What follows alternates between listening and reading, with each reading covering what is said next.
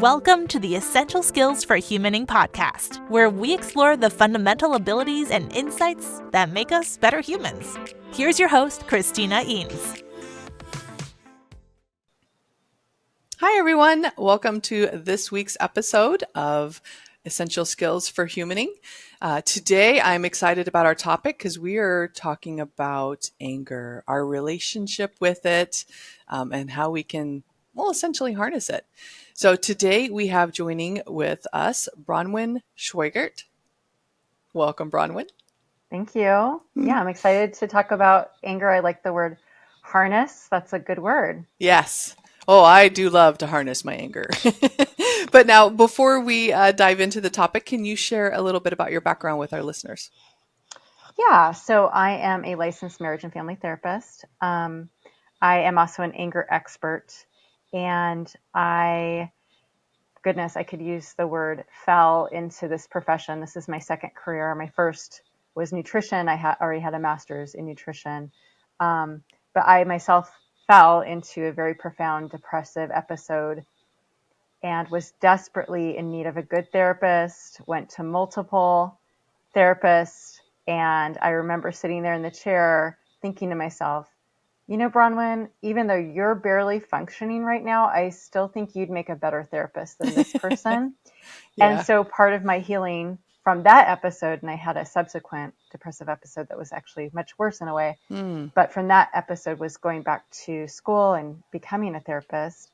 In retrospect, from both those depressive episodes, as well as other things in my life, I actually see that depression, anxiety, panic, mania, even psychosis, I really believe all these mental illnesses and a lot of illnesses in our body, like migraines, insomnia, digestive issues, are a result of suppressed anger, or what I could also say disassociated anger, where we don't feel entitled to feel the anger in our body and just go, you know what? I'm angry right now. So again, like we don't have to act on that anger. We don't have to explode because most of us equate being angry with like being volatile. Just feeling it in my body. Like, you know, for my depressive episodes, if I had just at that moment, and we feel it most when we feel betrayed. And so in those two instances where I was very betrayed by people, to just go, okay, I'm being betrayed. I am angry. I feel it right here. Mm-hmm. What is it for? What does it want me to do? So how can I harness this in a healthy and productive way? What does it want to do? And usually it's just three options: assertiveness, boundaries, and or accountability. And looking back, if I had felt entitled to go, yeah, this isn't okay, I can be angry and I can harness that anger and move it towards assertiveness and say, you know what, this isn't going to work. This isn't okay. Or a boundary or accountability. I wouldn't have spent like years of my life very, very depressed. Nice. Well, and I love that how you turn that into, we'll call it your life's work for now, because who knows what's next, right? Yeah. Wait, don't suggest I'm going to go through more depressive episodes. No, but we're all evolving and changing, and you may end up, moving into a different area. Who knows? But yeah, no, I laughed at the beginning because that's, I'm in alignment with how I went into training full time. Is you be sitting in classrooms and learning from others and being like, okay, I could do this, I think, a lot better. So that's why we're here today. I love it. Yeah. But so let's talk about, where should we start? Because I know I use anger as a catalyst for a change, for that assertiveness, for setting boundaries. But where do you think we need to start for maybe someone who hasn't worked in our fields of, being very familiar with emotions and how to handle them? Yeah. So I like to say that emotions aren't necessarily feelings. Feelings is a broader category. Yeah. Emotion, the word emotion, to evoke motion. So our emotions are there to give us wisdom for how to move forward. And so that's anger is a big, another reason I'm a specialist in anger is because it's just the most misunderstood emotion, Yeah. even among so many therapists and so many people in the mental health community. And so if we can heal our relationship with our anger and make it a healthy one and see it as a light on the dashboard of our car saying, hey, check under the hood. Something needs repair. Something needs your attention. And the goal, the objective is to bring it to resolution. Yeah. That's the objective. It's not to explode. It's not to vent the anger necessarily. You can have assertiveness and a boundary with a very quiet tone and just say, hey, Christina, what's going on? You said we would meet at 8 and it's 8:30 and I've been waiting for a half hour. That's not me exploding. That's me channeling my anger in a healthy way with the goal of bringing resolution to the problem so that I am not carrying this stagnant anger inside my body. Because I like to say, even though anger is invisible, I believe it's more real than this laptop I'm talking to you on. I believe it is more real, and it doesn't just disappear or dissipate. It stagnates in our bodies and it makes us sick. Yes. Yeah. So, I mean, I think that is one of the things that we could use to convince folks, to consider their anger and harnessing it. What would you say would be the first step? I would particularly say for those that maybe from their childhoods, they're very fearful of anger in others and themselves. Sure. I believe the reason most people are so fearful of their own anger is they experienced as a very young child, sometimes even as an infant, that when when infants cry, it's an angry cry. It's not just I'm sad. It's really like what we call like an attachment protest, like come back here, and it has an agenda, that cry. Yeah. And it sounds angry. And a lot of parents feel like they're failing the child if they hear the child crying. And so they get angry at the child, or they do the other thing where they kind of ignore the child. And we come from, a social history where our parents, their parents, their parents' parents really believe like if you teach that child, I'm only going to attune to you and meet your needs on my terms, then they learn it and it makes for an easy baby, an easy child. Yeah. And what they don't realize is that little child, even at, age 1 year or under, is learning my anger equals abandonment. And a child cannot tolerate abandonment. They just cannot. And so that little infant, their little brain is going to wire my display of assertiveness or anger with abandonment. So no more. And that little child learns to read the parent, to read their facial gesture, to read the tone of the voice, how close they are. And they learn to dissociate from their feelings and attune really, really well to the parent. And what that teaches is codependency, because what codependency is I'm responsible for your feelings. They learn as an infant even, I'm responsible for mom's feelings.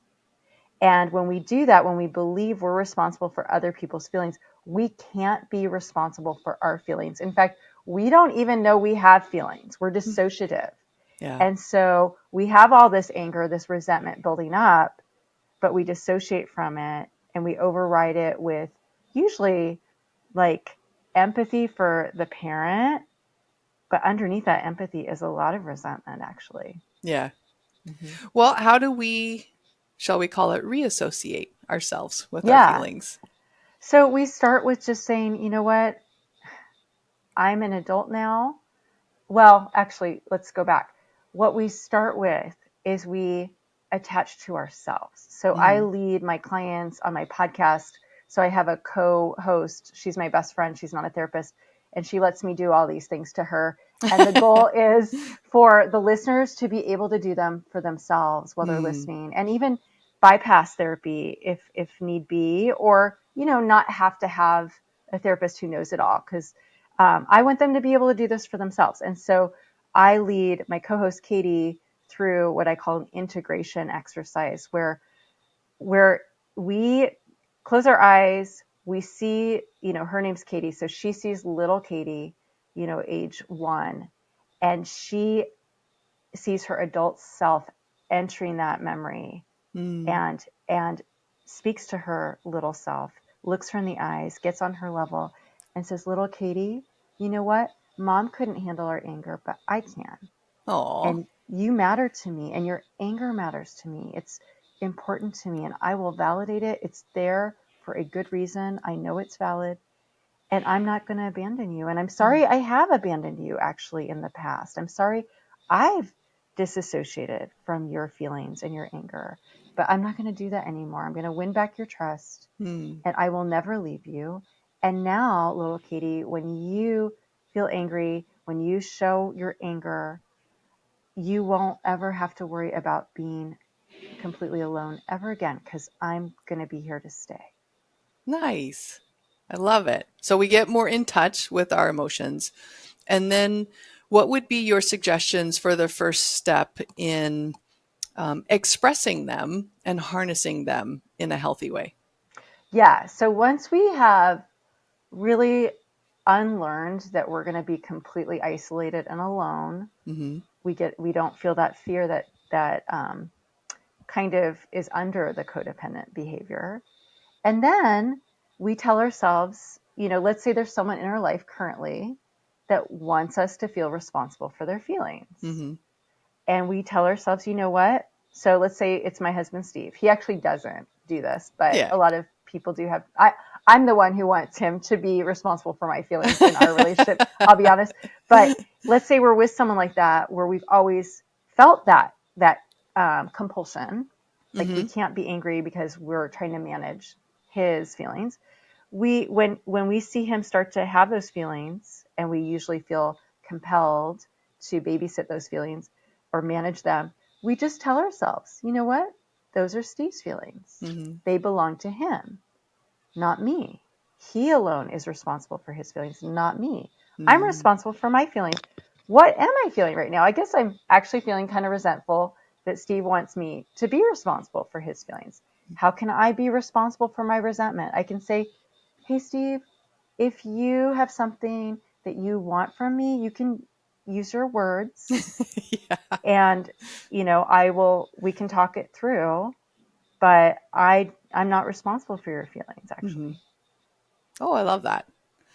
Yeah. So what is maybe someone who's, again, still, they're working through, again, the fear of assertively expressing themselves, maybe perhaps in the workplace.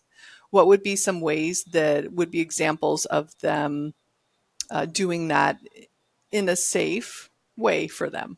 Sure. Yeah. So that's going up a notch. Yeah. I would say in the workplace, it depends, if it's your boss, you might just want to use accountability. So, and underneath that question, Christina, is a good question too. Not everyone is a safe person. So the example I gave of, talking to my husband, Steve, and saying, hey, if you're feeling a certain way, you can use your words and communicate it like a grown-up. Don't toddler out right now. Don't throw a tantrum, because I'm not responsible for your feelings, and that's not going to work. We can do that with a safe person, but a lot of people are not safe people. Right. And so with a person like that, if in a workplace, I would just do accountability. So if I had a boss, I would just document on my own every single time that boss, had an unrealistic expectation of me, or was maybe micro aggressive or bullying me or whatever. I would document, and then I would go above his or her head and seek accountability. I wouldn't interface with the boss. So that's always an option. If it's a coworker, maybe you could feel a little bit safer saying, you know what, I'm sorry you're feeling really upset about this, but that's not my problem. Yeah. Well, I do remember, it was almost 20 years ago.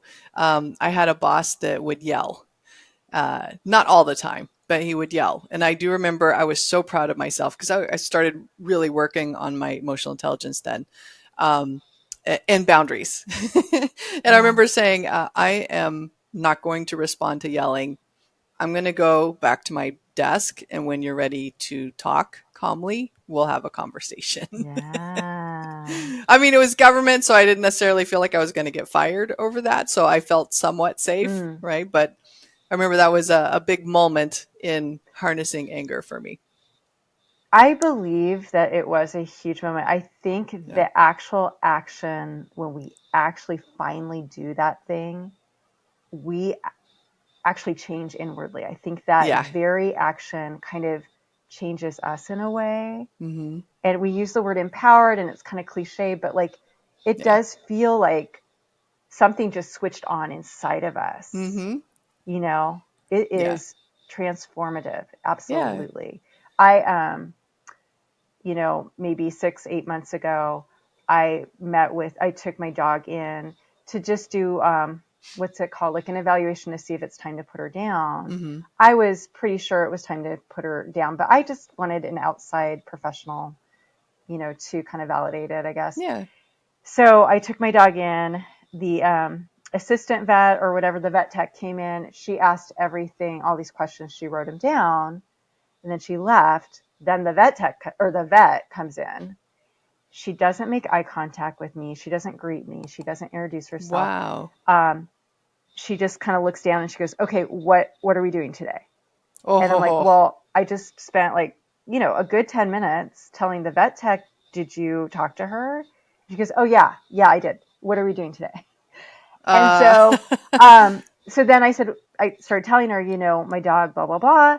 She still doesn't look at me. She looks at my dog. Dinah is my dog's name. She looks at Dinah and she goes, "Well, you know, it just looks like she could use a bath and some grooming and some medication." And so I just stopped and I said, "You know, I'm hearing a lot of judgment and insinuation that I'm not taking care of my dog, and that's making me really resentful right now." And she just stopped and she did like this about face where she kind of became a different person. She didn't apologize. She didn't like own what I just said, but she changed her demeanor a 180, and she's like, "Oh, you know, now that I look at her, I'm actually seeing some signs of like rampant diabetes, and I'm seeing like yeast infections all over her. I'm seeing how itchy she is." And you know, and I was like, okay, that worked. So I call that being a mirror for people, where we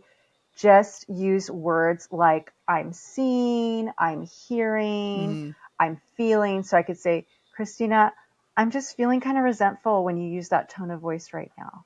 Or "I'm hearing this tone of voice that just feels really condescending right now." So we're not engaging directly. It's like we're objective, like we're an objective third party, and we're just like objectively stating what we're seeing, what we're hearing, what we're feeling.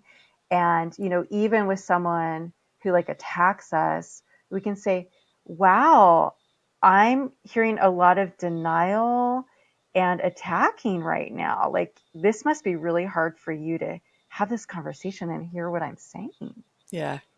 Nice. Yeah. Well, I like that too because, and one of the things I talk about in a lot of like when we're talking about feedback, in my courses and stuff, a lot of people don't share the impact that other people's behaviors are having on them or others. And I like that you include that because I think that, I mean, I think it's important for others to understand their impact on us, you know, and others too.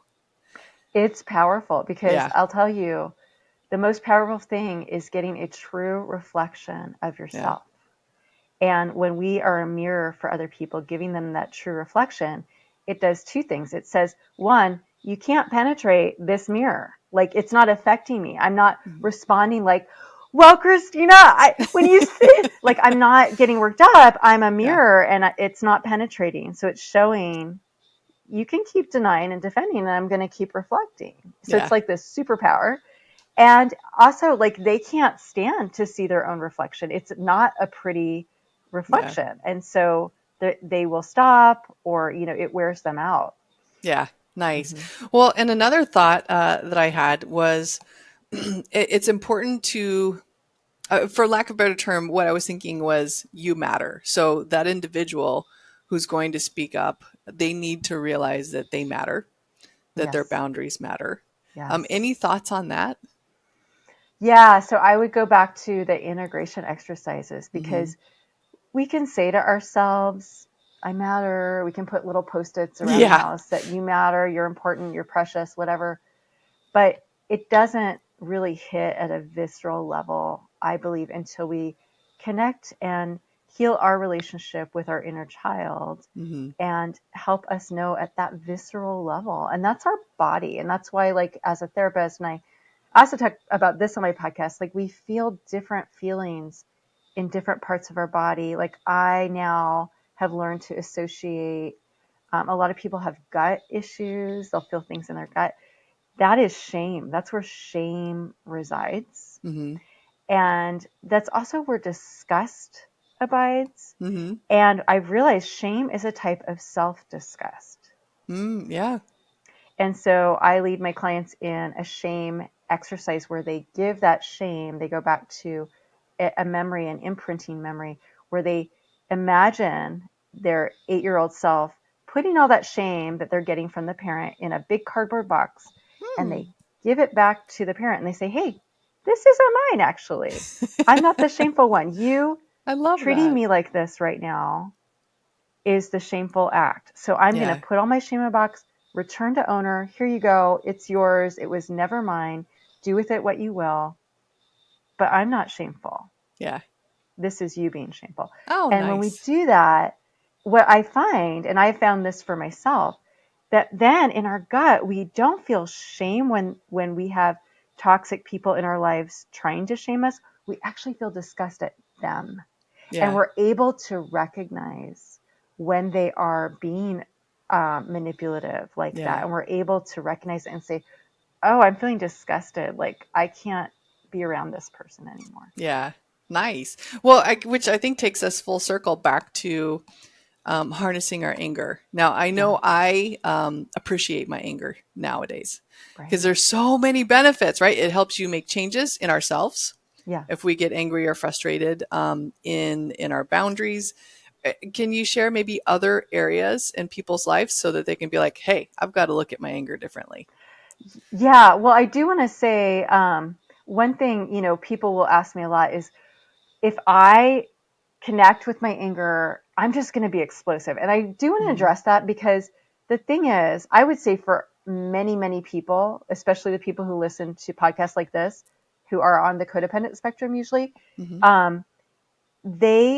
the reason they will explode is because they've been suppressing their anger for so long. And I think everyone can relate to this, that they do explode. But I want to give you an example. So a few months ago, my husband and I were going to go away for the weekend. It was just a one-night little trip. So I asked him, hey, can we clean the house right before we leave, just so when we come back, it'll be really easy and nice. He's like, sure. So he goes, let me read the paper. He's on the computer reading his paper. It's been like 10 minutes. I'm cleaning. I'm looking at him over in the living room. He's still on the paper, reading his paper on the computer. And instead of just pretending like I'm okay with that, I went over to him and I said, Steve, I'm starting to feel resentful. And he goes, oh, okay. And he gets off right away and he starts cleaning. But if I had said to myself, no, Bronwyn, it's fine. He's fine. You're fine. Then 5 minutes down the road, I would have exploded, or at least more. Yeah. So if we say it in the moment, if we attune to our anger in the moment, and we just learn to be, hey, I'm starting to feel resentful, or I'm feeling kind of irritated right now. If we attune to it, if we're responsible to it like that, we're not going to end up saying things we regret later. Yeah. Nip it at the bud for ourselves. Exactly. Yes. I love it. Now, is there anything else on harnessing anger that you would like to talk about before we get to your products or services? Oh man, there's so much, but I will say, as we learn to heal our relationship with our anger, we're actually healing our relationship with ourselves. And we kind of come into ourselves, and we kind of come into our core. And we become people that we respect, and other people, actually people we don't even interact with, will relate to us differently. There's something different about us, our posture, the way we carry ourselves, where we're going to find ourselves maybe less microbullied by even complete strangers, it changes us for the good. And Yeah. yeah, so I just want to encourage everyone, like, this is powerful stuff. Nice. Well, and I know people are going to want to learn more. So how do they get a hold of you? What products and or services do you have? Yeah, so my podcast is just my passion project. Mm. It's called Angry at the Right Things. And it's just, I think, 22 episodes now of talking about these kind of things, unpacking them, and getting really practical with how to apply them. So it's just there to help people be empowered and heal their relationship with themselves, with their anger. Nice. Well, and then is there a website people can go to learn more about you and what you do? I mean, I have like a Facebook page, Angry at the Right Thing, or well, I have my name too, Bronwyn Schweigerdt Facebook. Yeah. But I don't really have a lot. It's really more to drive people to the podcast because I think that's where the healing lies. I'm really doing this so people who will never have me as a therapist can just take off. Nice. I love it. Yeah. Okay. What is your final piece of advice for our audience members? I would say life is too short to not be true to yourself. And Yeah. when we betray ourselves, we pay for it. And Ooh, yeah. we have to learn to stop betraying ourselves, that we matter, and that is not a selfish act. It actually, our flourishing in life actually benefits the whole world. Everyone Yeah. ultimately benefits from us flourishing. Oh, I love it. That's awesome parting words for our audience today. Thank you so much for joining us today, Bronwyn. Thank you, Christina. Thank you for tuning in to the Essential Skills for Humaning podcast. We hope you've gained valuable insights to enhance your journey as a human being. Remember, practice makes progress. Keep honing those essential skills, and until next time, keep being the best version of yourself. For more resources, visit eanestraining.com.